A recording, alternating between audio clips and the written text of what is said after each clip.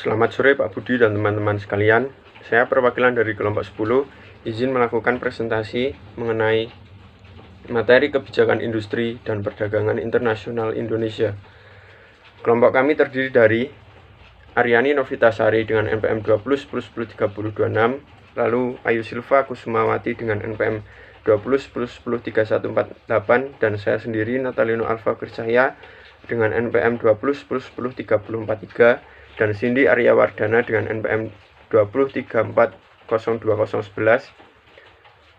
Bab yang kami bahas dalam presentasi ini yaitu pertama, melakukan review terhadap neraca pembayaran Indonesia dan memberikan penekanan mengenai perkembangan perdagangan internasional Indonesia secara umum maupun secara khusus pada hal yang dianggap penting. Neraca pembayaran Indonesia atau NPI, neraca pembayaran merupakan suatu ikhtisar yang meringkas transaksi-transaksi antara penduduk suatu negara dengan penduduk negara lain selama jangka waktu tertentu, umumnya selama periode 1 tahun.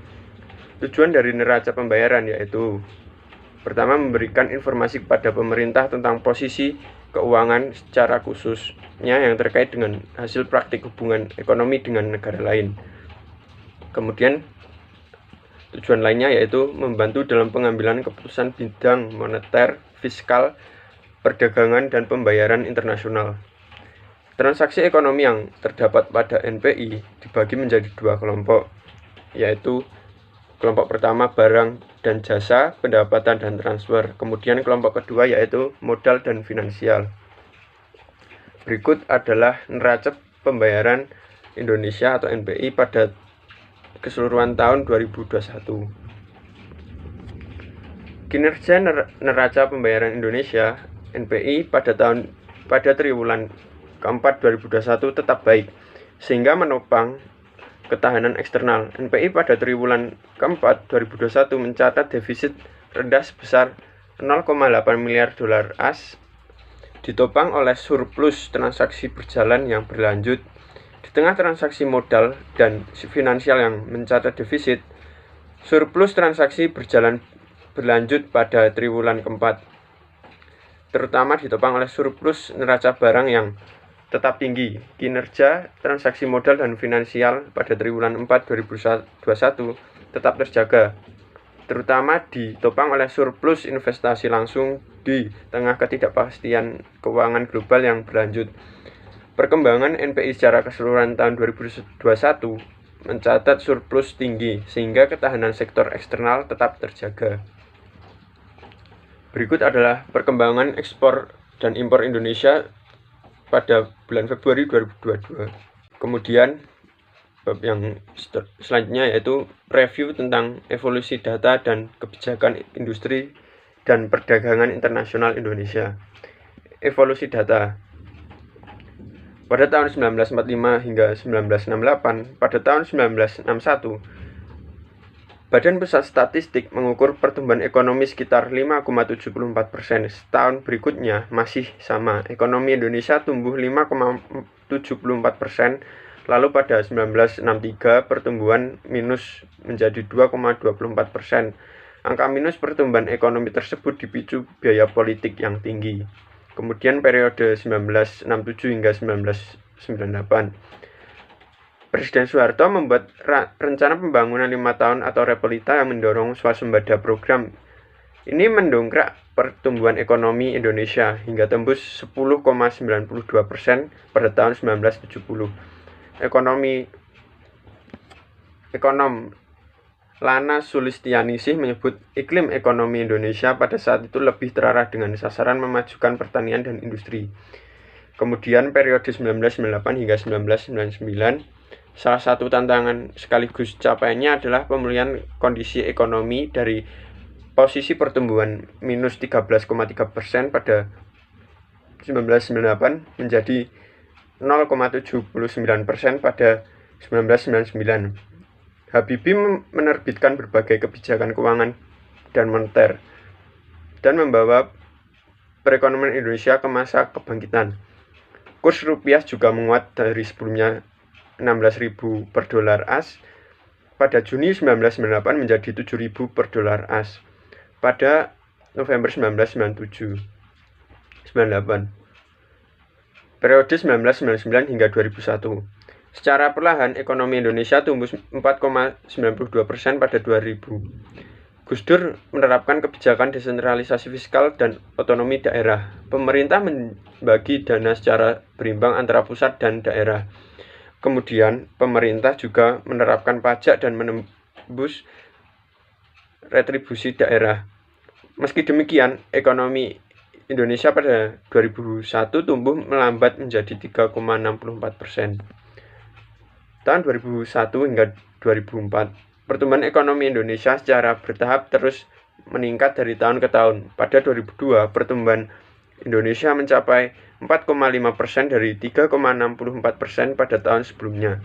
Kemudian, pada 2003, ekonomi Indonesia tumbuh menjadi 4,78%. Di akhir pemerintahan Megawati, pada 2004, ekonomi Indonesia tumbuh 5,03%. Tingkat kemiskinan pun turun dari 18,4% pada 2001 menjadi 18,2% pada 2002, 17,4% pada 2003, dan 16,747%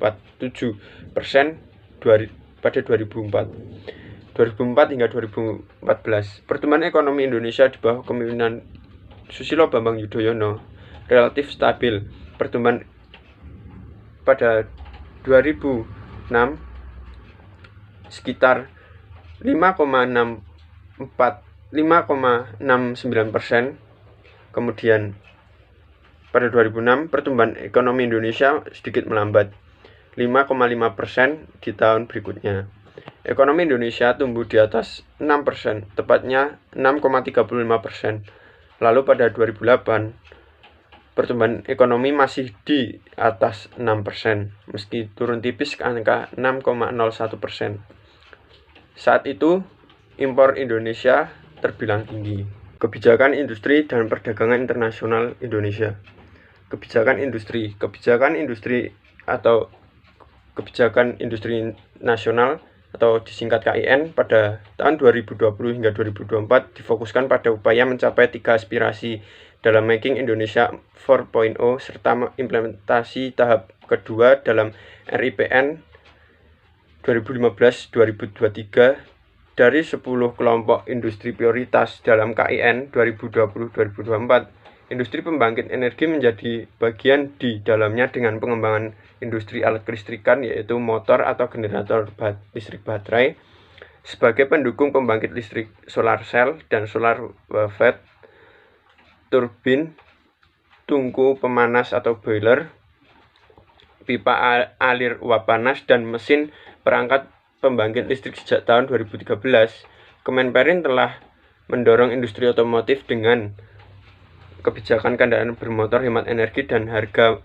terjangkau atau KBH2 atau LCGC dan mobil hybrid. Lalu ketika tren kendaraan listrik kian mengangkat, Kemenperin juga melihat peluang Indonesia untuk ikut ambil bagian dalam industri kendaraan listrik. Tidak hanya sebagai negara pengguna kendaraan listrik, melainkan juga sebagai negara produsen kendaraan listrik dan komponennya. Berikut adalah neraca perdagangan internasional Indonesia. Di sebelah kiri adalah neraca perdagangan Indonesia dan di sebelah kanan adalah nilai ekspor Indonesia tahun 2020 hingga 2022.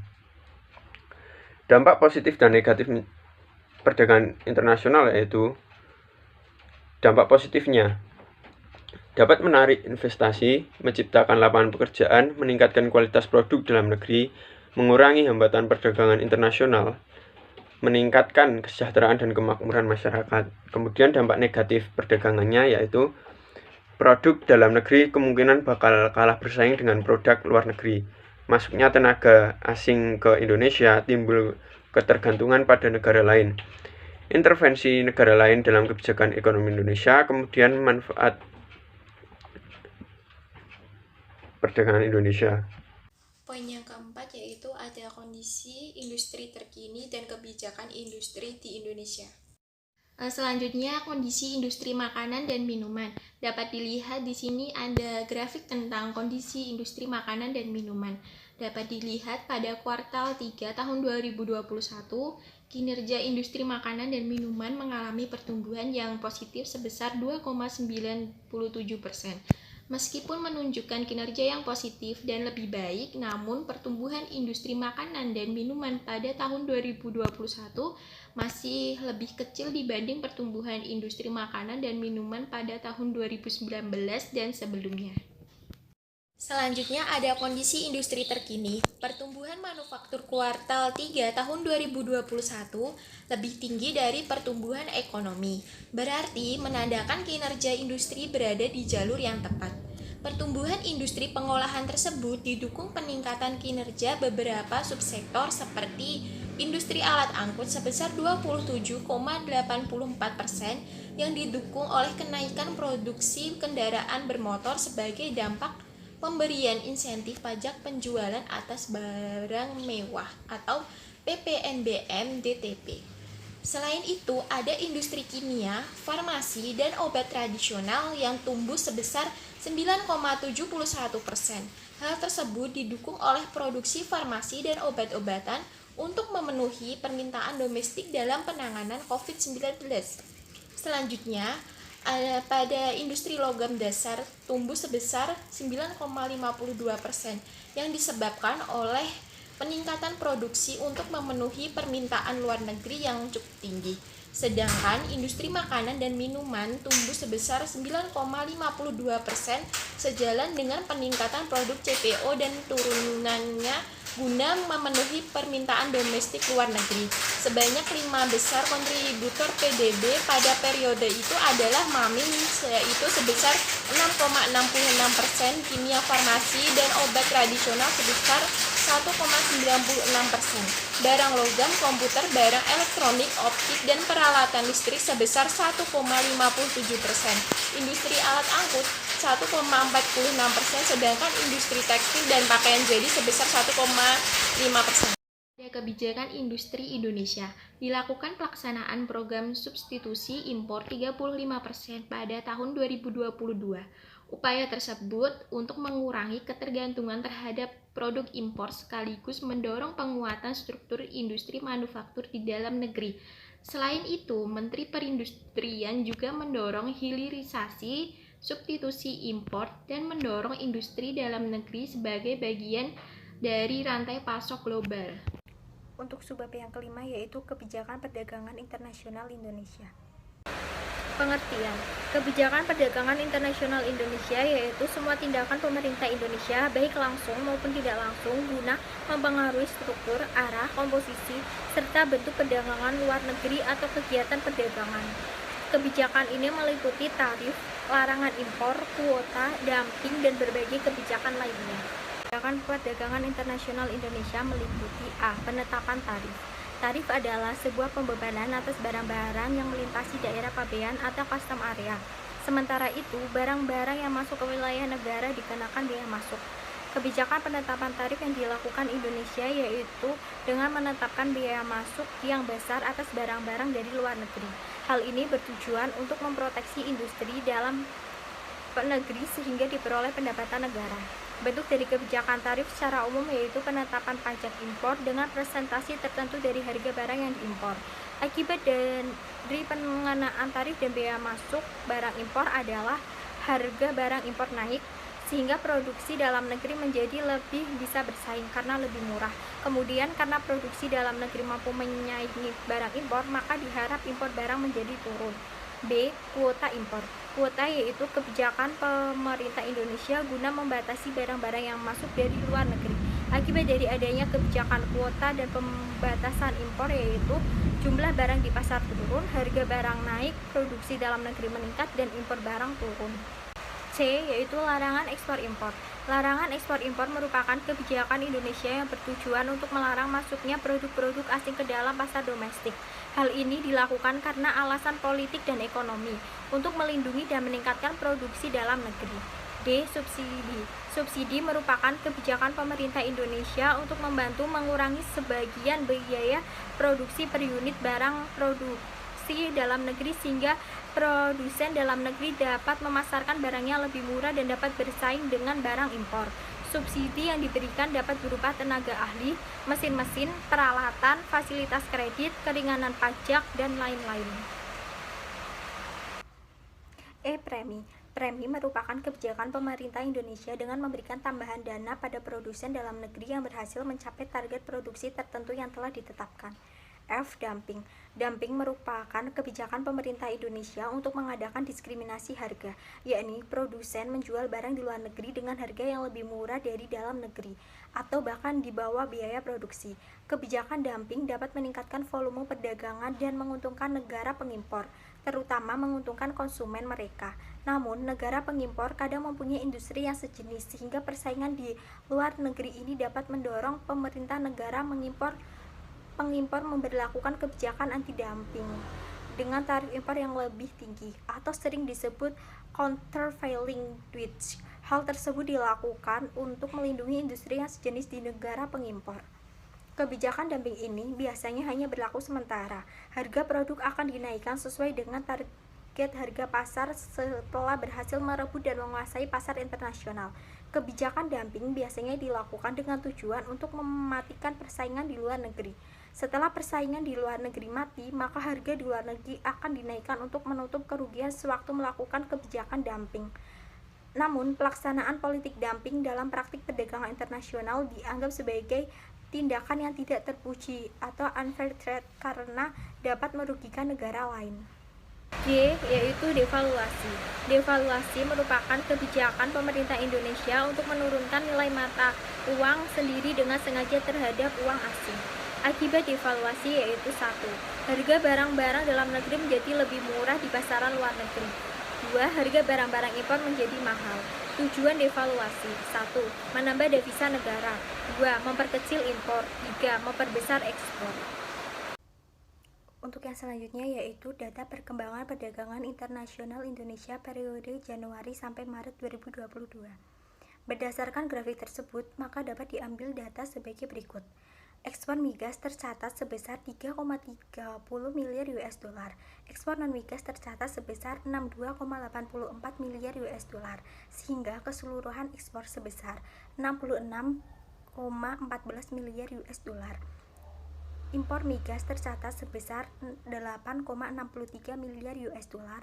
Impor non-migas tercatat sebesar 48,19 miliar US dollar, sehingga keseluruhan impor tercatat sebesar 56,82 miliar US dollar. Untuk ekspornya meningkat 35,25% dibandingkan Januari sampai Maret 2021. Untuk impornya meningkat 30,97% dibandingkan Januari sampai Maret 2021. Untuk neraca perdagangannya mengalami surplus sebesar 9,33 miliar US dollar. Hal ini karena perdagangan non-migas mengalami surplus sebesar 14,65 miliar US dollar dan perdagangan migasnya mengalami defisit sebesar 5,32 miliar US dollar. Baik, untuk subbab materi nomor 6 sendiri akan membahas mengenai kondisi terkini mengenai kebijakan perdagangan internasional Indonesia yang terkait dengan kerjasama, yaitu kerjasama multilateral, plurilateral, dan bilateral. Untuk kondisi perdagangan internasional Indonesia sendiri, dalam beberapa dekade terakhir, Indonesia telah mengurangi partisipasinya dalam kegiatan GVC atau GVC ini sendiri yaitu Global Value Chain atau sebuah proses di mana kita membentuk atau menciptakan sebuah produk yang melibatkan beberapa negara mulai dari proses produksi hingga proses pemasarannya. Indonesia diketahui telah mengurangi partisipasinya dalam kegiatan ini, tidak seperti rekan-rekan regional Indonesia yang lainnya. Indonesia menjadi terlihat kurang kompetitif dalam pasar global, khususnya dalam manufaktur global. Pabrik asing bertanggung jawab untuk sebagian besar ekspor manufaktur, tetapi arus masuk FDI ke Indonesia tidak meningkat dalam beberapa tahun terakhir. FDI masih relatif kecil dengan ukuran ekonomi Indonesia dan mereka menjadi kurang berorientasi terhadap ekspor. Pola perdagangan sebagai bagian atau cerminan dari kebijakan perdagangan di Indonesia. Indonesia telah meningkatkan hambatan perdagangannya secara signifikan lebih dari rekan-rekannya sejak tahun 2009. Indonesia telah meningkatkan tarif-tarif impor lebih dari rekan-rekannya terbukti di abad ke-21. penggunaan non-tarif measure juga meningkat, Indonesia membatasi impor layanan lebih dari negara lain. Sebagai contoh, Indonesia memiliki perbatasan atau pembatasan tertinggi terhadap pemasukan asing dalam layanan retail.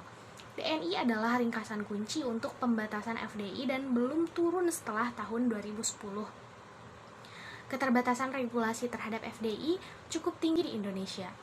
Sebagai tambahannya, Indonesia perlu meningkatkan penggunaan persyaratan kinerja pada investasi melalui persyaratan konten lokal minimum, misalnya terhadap elektronik atau pipa logam dan agribisnis.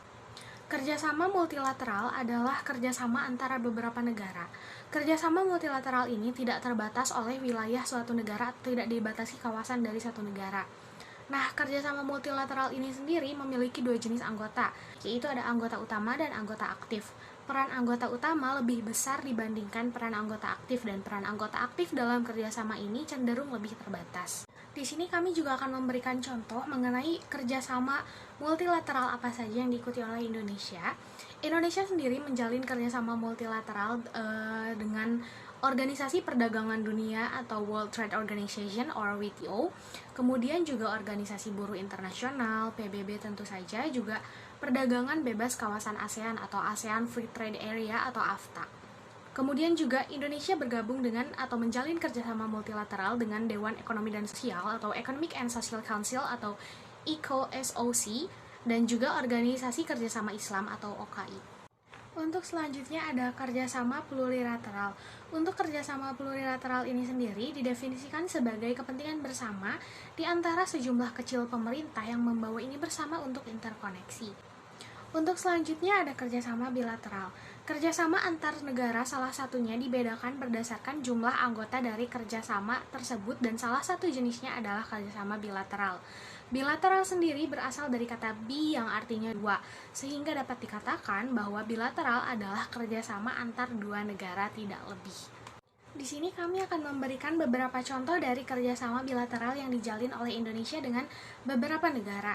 Salah satunya adalah kemitraan strategi khusus atau Special Strategic Partnership antara Indonesia dan Korea dengan fokus terhadap pertahanan dan perdagangan. Juga ada kerjasama Indonesia dengan Asia Pasifik berupa perjanjian ekonomi dan perdagangan di Asia Pasifik. Selanjutnya, ada ekspor kopi, teh, tembakau, dan minyak sawit Indonesia ke Jerman. Jerman mengekspor barang elektronik yang tidak bisa dibuat di Indonesia. Sekian materi yang dapat kami sampaikan. Terima kasih atas perhatiannya. Mohon maaf apabila dalam penyampaian materi kami memiliki beberapa kekurangan atau ketidaklengkapan dalam penyampaian materi. Untuk pertanyaan apabila ada yang akan saudara tanyakan, bisa ditanyakan langsung kepada kelompok kami. Terima kasih.